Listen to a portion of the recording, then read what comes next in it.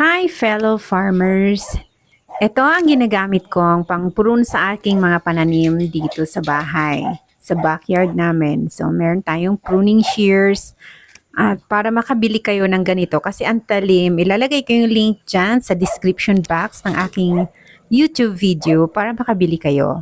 So this is very recommended pag nagpuprune kayo ng mga pananim, ng mga halaman, mga bulaklak, kung ano-ano man na pwede ninyong gusto niyong putulin dyan na ipuprune, ititrim.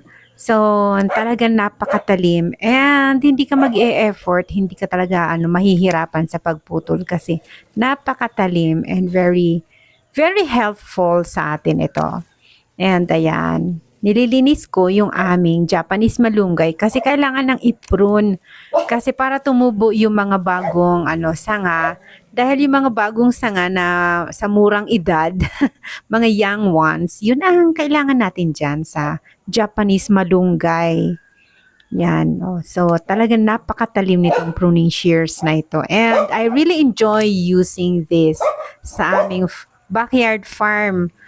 At yan, syempre talagang hindi tayo nahihirapan sa pagputol-putol niyan sa ating bakuran at napakalaking tulong.